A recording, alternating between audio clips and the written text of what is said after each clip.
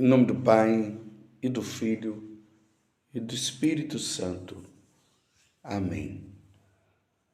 Naquele tempo, disse Jesus aos seus discípulos: Ficai certos, se o dono da casa soubesse a hora em que o ladrão iria chegar, não deixaria que arrombasse a sua casa. Vós também ficai preparados, porque o Filho do Homem vai chegar na hora em que menos o esperardes. Então Pedro disse: Senhor, tu contas esta parábola para nós ou para todos? E o Senhor respondeu: Quem é o administrador fiel e prudente que o Senhor vai colocar à frente do pessoal de sua casa para dar comida a todos na hora certa? Feliz o empregado que o patrão, ao chegar, encontrar agindo assim. Em verdade eu vos digo, o Senhor lhe confiará a administração de todos os seus bens. Porém, se aquele empregado pensar, meu patrão está demorando, e começar a espancar os criados e as criadas, e a comer, a beber e a embriagar-se, o senhor daquele empregado chegará num dia inesperado e numa hora imprevista. Ele o partirá ao meio e fará participar do destino dos infiéis. Aquele empregado que, conhecendo a vontade do Senhor, nada preparou nem agiu conforme a sua vontade, será chicoteado muitas vezes. Porém, o empregado que não conhecia essa vontade e fez coisas que merecem castigo, será chicoteado poucas vezes.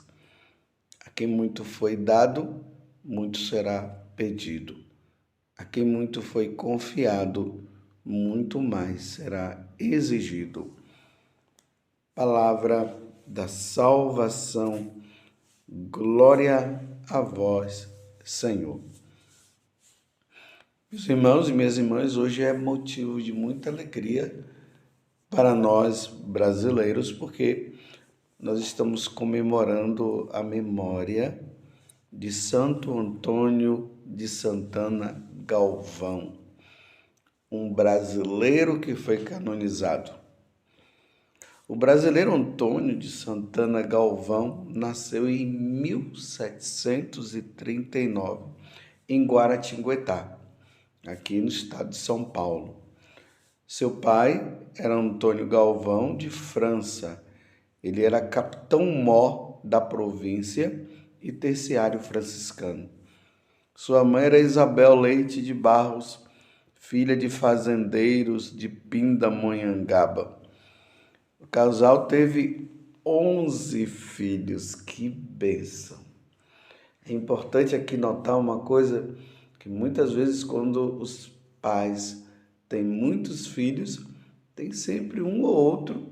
Muitas vezes acontece, isso não é regra, mas muitas vezes acontece de algum dos filhos se tornarem religiosos. Eram cristãos caridosos, exemplares, e transmitiram esse legado ao filho. Tá vendo? Os pais religiosos transmitem isso para os filhos e os filhos acabam descobrindo a sua vocação. Quando tinha 13 anos, Antônio foi enviado para estudar com os jesuítas, ao lado do irmão José, que já estava no seminário de Belém, na Bahia. Desse modo, na sua alma estava plantada a semente da vocação religiosa. Aos 21 anos, Antônio decidiu ingressar na Ordem Franciscana no Rio de Janeiro. Sua educação no seminário tinha sido tão esmerada que, após um ano, recebeu as ordens sacerdotais, em 1762. Uma deferência especial do Papa, porque ele ainda não tinha completado a idade exigida. Então vejam, o homem era tão dedicado que ele recebeu uma liberação, uma grande liberação para receber as ordens sacras. Em 1768, foi nomeado pregador e confessor do convento das Recolhidas de Santa Teresa, ouvindo e aconselhando a todos. Agora ele começa o processo dele de exercício do ministério sacerdotal, confessor, diretor espiritual. Entre as suas penitentes, encontrou a irmã Helena Maria do Sacramento, figura que exerceu papel muito importante em sua obra posterior. Irmã Helena era uma mulher de muita oração e de virtudes notáveis. Veja que agora Santo Antônio Galvão, né, de Santana Galvão, encontra uma religiosa que o ajuda também no processo de caminho de santidade dele. Se tornam amigos. Ela relatava muitas vezes ao Frei Galvão as suas visões. Nelas, Jesus pedia que fundasse um novo recolhimento para jovens religiosas, o que era uma tarefa muito difícil devido à proibição imposta pelo Marquês de Pombal em sua perseguição à ordem dos jesuítas. Esse Marquês de Pombal foi um problema na igreja.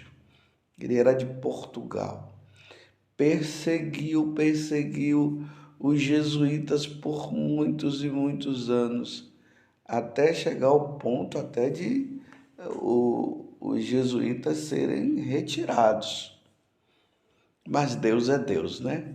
Quem vai brigar e lutar contra Deus? Então, apesar de tudo isso, contrariando essa lei, Frei Galvão, auxiliado pela irmã Helena, fundou em fevereiro de 1774 o recolhimento de Nossa Senhora da Conceição, da Divina Providência. Tinha que ser, Nossa Senhora tinha que aparecer nesse momento também. No ano seguinte, morreu irmã Helena, e os problemas com a lei do Marquês de Pombal não tardaram a aparecer.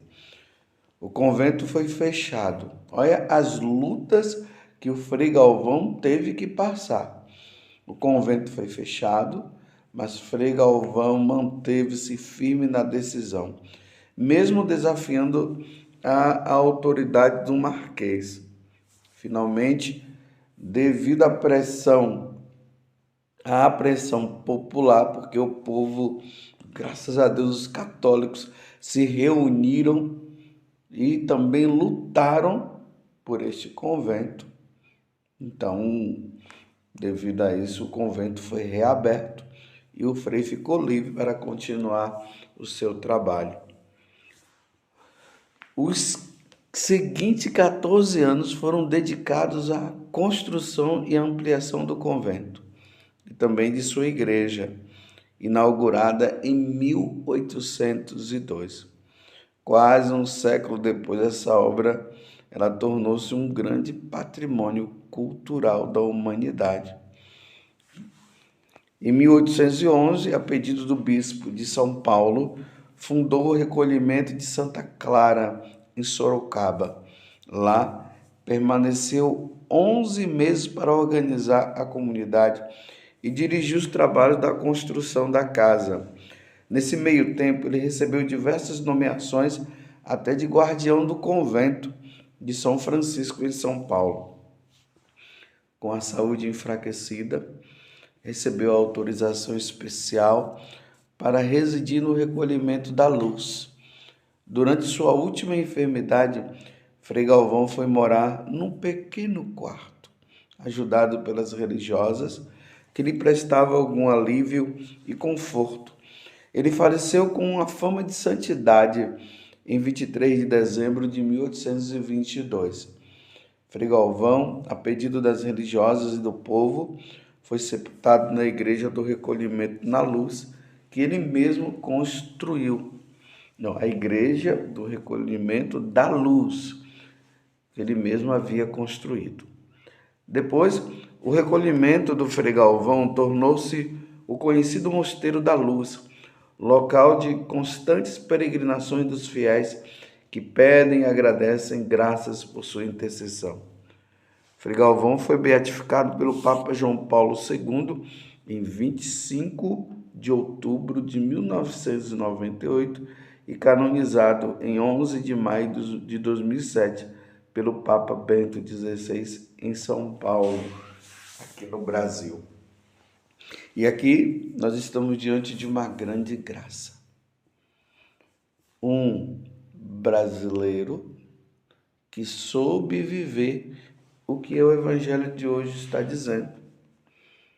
Estamos no Evangelho de Lucas, capítulo 12, do versículo 39 até o 48. Jesus está dizendo: ficai certos. Se o dono da casa soubesse a hora em que o ladrão iria chegar, não deixaria que arrombasse a sua casa. Vós também ficai preparados, porque o Filho do Homem vai chegar na hora em que menos o esperardes. Você compreende o que é que Jesus está dizendo? Então, diante desta situação, nós vamos vendo que Frei Galvão, santo agora, ele não perdeu tempo. Não perdeu tempo. Entrou na vida religiosa, um excelente sacerdote, celebrava as missas, atendia as pessoas, ficava no confessionário. E isso graças aos seus pais, que também eram religiosos. Estão vendo a influência da família? Se preparou. Quando chegou a hora em que Jesus veio buscá-lo, estava totalmente preparado. Eu pergunto para você que está me ouvindo agora, você está preparado? Essa é uma pergunta, meus irmãos, que nós precisamos fazer constantemente a nós mesmos. Se acontecesse do Senhor nos chamar agora, nós estaríamos preparados? Para onde nós iríamos? Diretamente para o céu? Ou teríamos que passar um tempo no purgatório para depois entrar no céu? Ou iríamos para o inferno? Frei Galvão estava preparado. E muito preparado. Isso não se aplica, meus irmãos, da preparação somente para os religiosos, para os padres, não. É para você também. Você está brincando como aqui na parábola está dizendo? O patrão foi dizendo que iria voltar, então é Jesus que irá voltar e voltará a qualquer momento. E aqui na parábola o pessoal disse assim: meu patrão está demorando. E começou a espancar os criados e as criadas, e a comer, a beber, a embriagar-se. Bem, o Senhor está demorando. Bem, tinha consciência de que o Senhor iria voltar. Mas como estava demorando, ele acabou relaxando na vida espiritual, na vida com Deus. Então, para nós entendermos melhor, é esse sentido. Quando fala aqui que ele começou a espancar os criados e as criadas, e a comer, a beber, a embriagar-se, isso é relaxamento. Ele sabia que o Senhor ia voltar, mas estava levando uma vida mundana, uma vida errada. E é isso que tem acontecido com muitas pessoas, com muitos católicos. Eram pessoas piedosas, iam na missa com frequência, se confessavam, praticavam a caridade. Depois, no decorrer do tempo, foi dando margem para o diabo entrar, porque nós não podemos dar margem para o diabo entrar. E aí começou vida relaxada, voltou aqueles pecados que já tinha exterminado da vida, voltou novamente, deixou de rezar, mas sabendo e tendo consciência do retorno do Senhor. É por isso que hoje na parábola Jesus está dizendo o seguinte, que aqueles que não tinham muita consciência, ou talvez até que não sabiam, apesar de não estarem sabendo, contanto, eles vão ser espancados também. Haverá uma condenação também. E depois aqueles que sabiam, mas ficou ali no mais ou menos, o que a parábola está dizendo, também vai ser. E aí ele diz, e o pior de todos vai ser aqueles que sabiam e levaram uma vida relaxada de qualquer forma. E tem uma coisa, meus irmãos, nos tempos de hoje, quem é que já não ouviu falar de nosso Senhor Jesus Cristo? E quantas oportunidades Deus foi nos dando? O batismo que Deus nos deu. Às vezes o seu pai e sua mãe te convidavam muitas vezes para ir para a igreja. Aí quando você chegou numa certa idade, foi deixando, foi relaxando, foi esquecendo. Aí veio a faculdade, né? Aí os professores ateus foram dizendo para você que Deus não existe. Aí falou da Inquisição, não foi que a igreja matou muita gente, não é assim?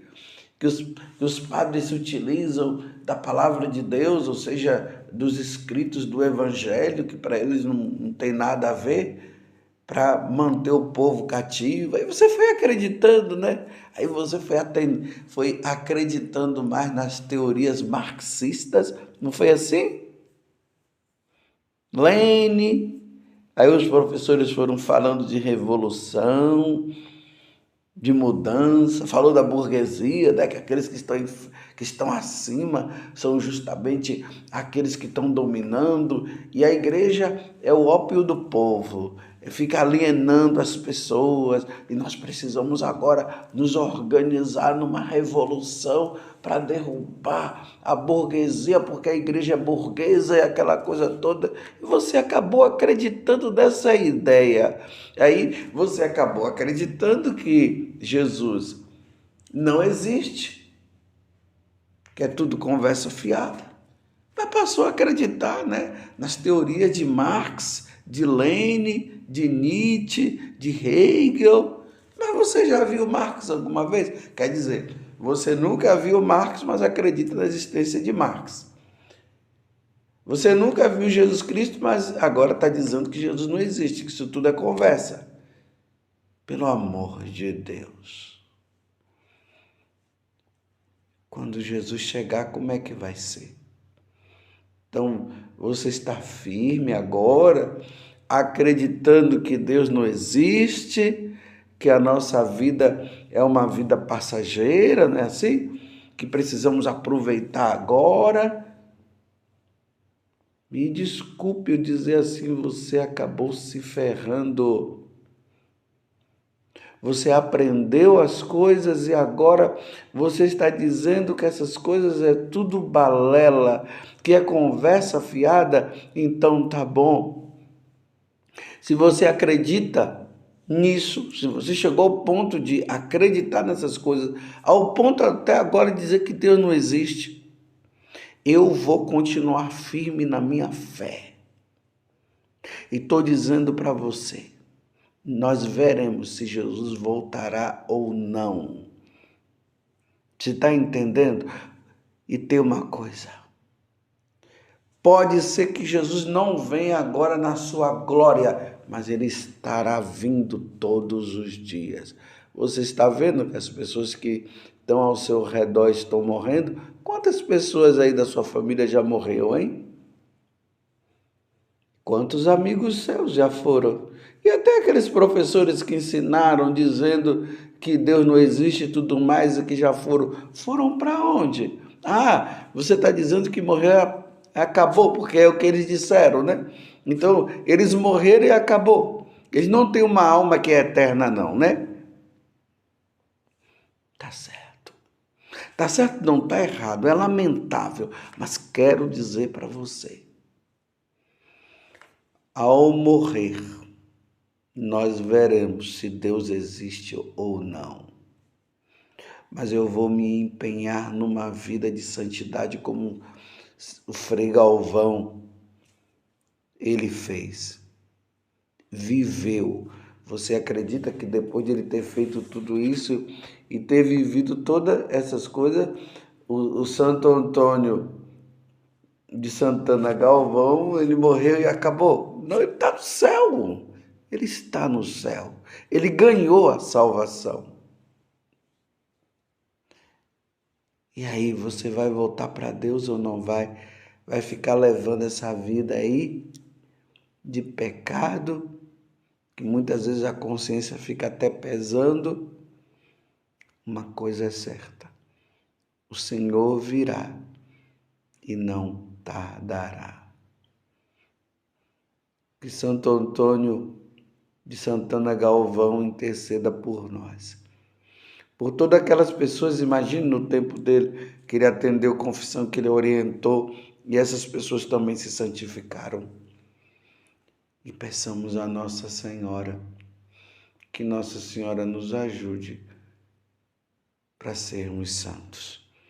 Ó Virgem Santíssima, não permitais que eu viva e nem morra em pecado mortal. Em pecado mortal eu não hei de morrer, porque a Virgem Santíssima há de me valer. Valei-me, Virgem Santíssima. Louvado seja nosso Senhor Jesus Cristo, para sempre seja louvado, e a sua mãe, Maria Santíssima.